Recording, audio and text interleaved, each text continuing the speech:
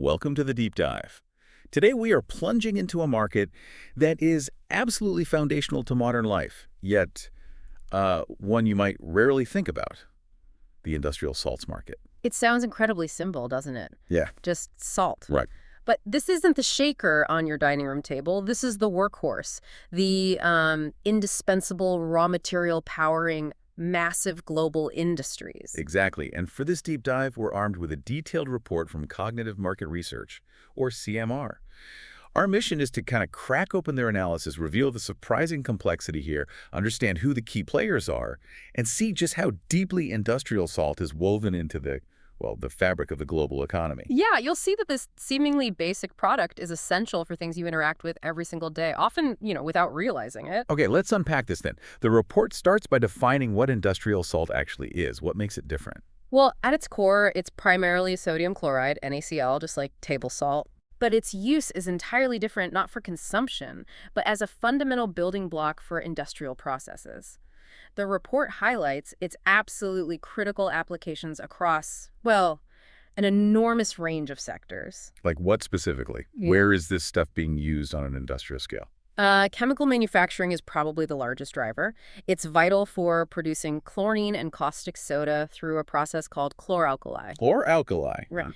Think of it like using electricity to split saltwater brine into these two powerhouse chemicals, chlorine and caustic soda, along with hydrogen. Okay. And these chemicals are then used to make countless products, PVC pipes for construction, paper, textiles, detergents, many cleaning products. So when you see that PVC pipe or grab a bottle of detergent, industrial salt was likely involved right at the foundational level. Whoa. Okay, so it's an essential input for massive chemical reactions that create everyday goods.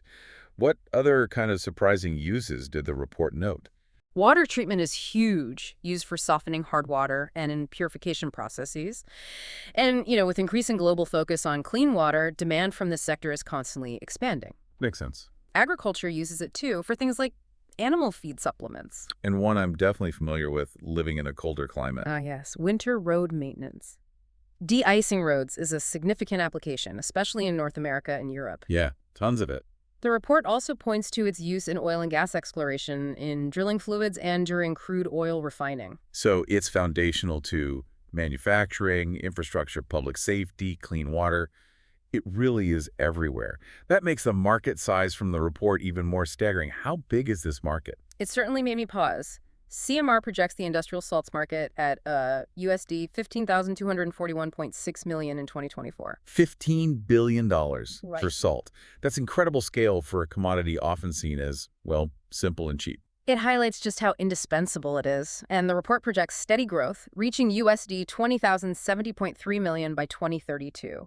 With a compound annual growth rate, or AGR, of 3.50%. Yeah. For a market this mature, that 3.5% growth is actually quite robust, signaling persistent, increasing demand. That slow and steady expansion really underscores its essential, unchanging role, as the report notes. What are the primary forces propelling that growth? The report identifies a few key drivers. Number one is that rising demand from the chlor-alkali sector we mentioned. Right, the chemicals. As global manufacturing expands, so does the need for those chemical building blocks derived from salt. That makes intuitive sense. More factories, more products, more need for the base chemicals. Exactly. Then there's the consistent seasonal demand from de-icing in regions prone to cold winters. Always reliable, that one. The expansion of the water treatment industry is also a significant factor, increasingly driven by growing pollution concerns and tighter environmental regulations demanding better water quality. That's fascinating. Environmental protection measures are actually boosting demand for an extractive commodity. They absolutely are. And the report also notes the continued reliance on salt within the oil and gas industry for drilling and refining operations. So it's a blend of traditional industrial needs, seasonal requirements, and growing environmental and public health drivers. It truly is a bedrock material for the modern world. Absolutely. Okay, so with a market this vital and valuable, how do companies actually compete? The CMR report dives into the surprising criteria used to differentiate players. Yeah, this is where it gets really interesting. It's not just about who can dig the most salt out of the ground. Right. The report lists several key strategic and operational parameters. Product purity levels are absolutely critical, Purity. especially for those chemical and water treatment applications. Even trace impurities can disrupt sensitive industrial processes. So consistent, high purity is essential for securing those lucrative long-term contracts. Purity basically equals reliability and process stability for the customer. So it's a quality game as much as a volume game then. Precisely. Of course, production and extraction capacity matter. You need to meet enormous demand. But critically, the report emphasizes the scalability and efficiency of supply chains and logistics. Ah, logistics. Salt is a high-volume, relatively low-value per-ton commodity. Transportation costs are huge. Ah, so being close to where the salt is needed or having really efficient ways to move it is a massive advantage. An absolutely critical advantage. Companies with strategically located mines, processing facilities near ports, and robust distribution networks, maybe even vertically integrated supply chains from source to customer, can offer significant cost advantages and reliability. Makes sense. The report also notes responsiveness to varying end-user requirements, being able to customize product specs or delivery schedules for different industries. And what about sustainability? That came up earlier as a market driver. Is it also a competitive factor? Definitely. The report highlights that environmental sustainability is becoming a significant differentiator. Buyers are increasingly looking at suppliers' practices, Like what? using eco-friendly extraction methods, incorporating renewable energy, and implementing advanced brine management systems. Brine management. What does that entail exactly? It's essentially how companies handle the concentrated saltwater left over after extracting the usable salt or purifying it. Okay. Advanced systems might involve recycling that brine back into processes or treating it to minimize the environmental impact of its disposal. It's complex, but, necessary for responsible operations. Got it. Sustainability isn't just a buzzword here. It's a tangible operational consideration, the report says customers care about. What else makes a company competitive? Innovation in packaging and delivery, like specialized moisture-resistant sacks or customized bulk solutions. Right. And finally, strong customer support, transparency in supply agreements, and providing technical consultation services. It's about being a trusted, reliable partner, not just, a commodity supplier. So it's a blend of mastering the physical challenges of extraction and logistics, achieving high technical standards like purity, and operating responsibly while being a reliable partner. That comprehensive approach is what allows companies to secure the long-term, high-volume contracts that really define success in this market. Speaking of success, the report identified 5 key players dominating this landscape.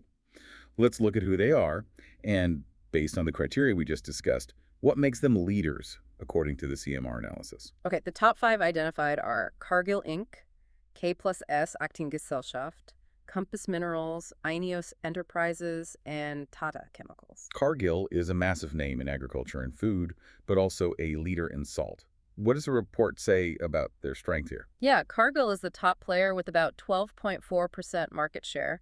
Their strength, according to the report, lies in their extensive history and robust North America network. Okay. They use both mechanical and solar evaporation methods to produce a wide variety of high-purity products, vital for chemical, textile, water treatment, oil and gas, and especially that road de-icing market.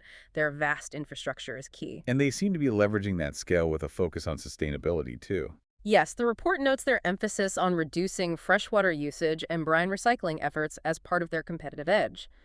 Their strategic storage and distribution network is also crucial for managing the volatility of, say, de-icing demand and ensuring reliable supply. Okay, next up, K+S Aktiengesellschaft, a German company. That's right.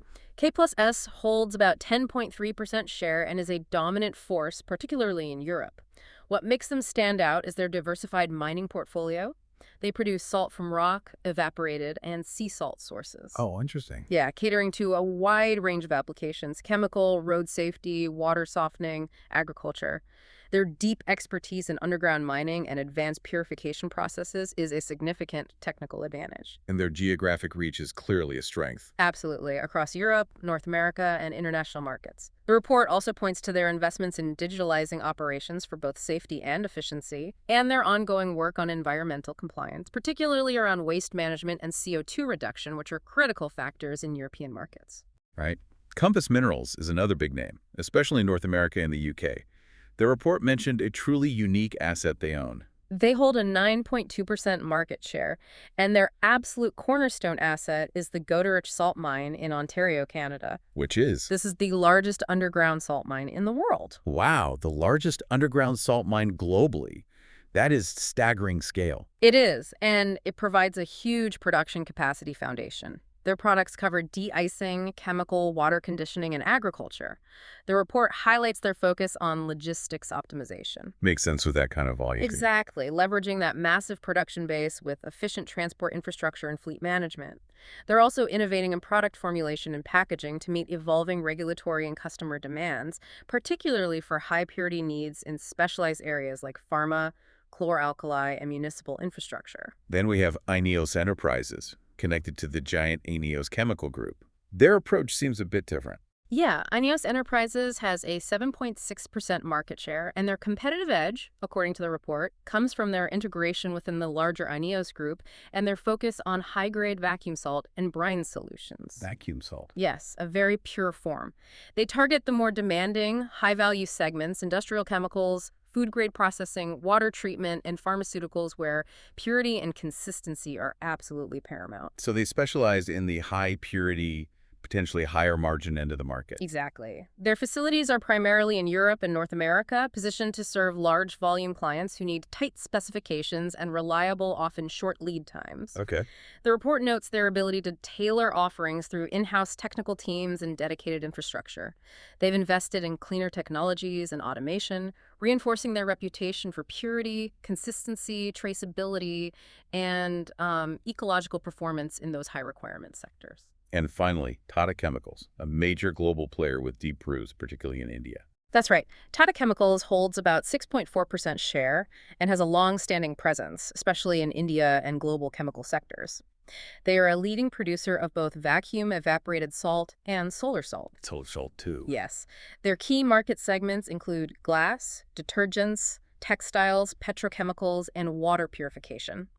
The report emphasizes their strategically advantageous location along India's coast. Leveraging natural resources and transportation networks for competitive pricing cost efficiency is a major factor for them. Their production method sounds interesting, leveraging solar evaporation. It is, and the report notes their investment in sustainable sourcing methods like optimized solar evaporation ponds. Crucially, Tata integrates its salt production with its soda ash and baking soda operations. Synergies. Exactly.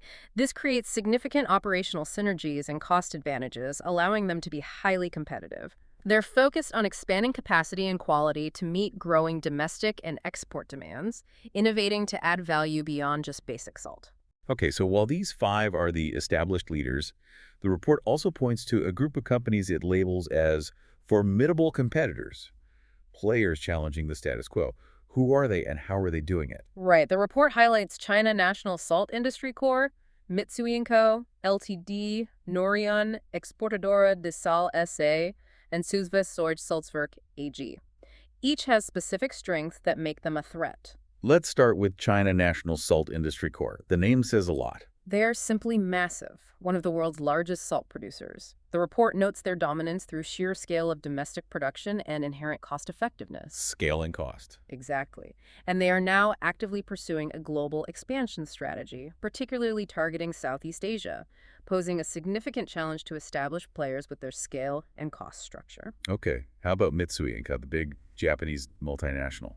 Salt seems a bit different for them. Well, Mitsui, traditionally strong in chemicals and industrial solutions, is strategically diversifying into salt. The report says they are investing heavily in production and distribution capabilities, specifically for agriculture, chemicals, and de-icing markets. Leveraging their existing network. Precisely. Their strength lies in leveraging their existing global network, strong R&D, and partnerships in emerging markets to build a competitive salt business. Nouryon, another chemical player. Yes, Nouryon, another global chemical company, is growing its presence in industrial salt. The report points to their emphasis on innovation and high-quality, high-performance salts across various industries. Their commitment to sustainability is a key part of their strategy. The sustainability angle again. Making them a credible and attractive alternative, especially in environmentally conscious markets where that criterion is highly valued. Exportadora de Sal S.A. is another major player in specific regions, right? Mexico? That's right. Based in Mexico, they are a major producer and exporter with a particularly strong presence serving North America. The report highlights their low-cost production base and robust export network, So cost and logistics again. which allows them to reliably meet the demands of large-scale applications. Their strategic location and efficient logistics network are key to securing significant long-term supply contracts.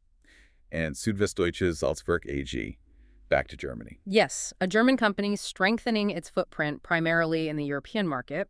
They focus on high-quality salt for de-icing, chemical, and various industrial uses. What's their angle? The report notes their commitment to sustainable practices, their expanding distribution network within Europe, and their investment in innovation in mining and processing technologies to ensure high quality and efficiency. So these companies are leveraging a mix of scale, strategic expansion, innovation, efficiency, and sustainability to sort of carve out their space and challenge the leaders. That's exactly the competitive edge the report identifies. They aren't necessarily as globally diversified as the top five, well, not yet anyway, but they are formidable in specific regions or niches, offering compelling combinations of cost, quality, and increasingly sustainability.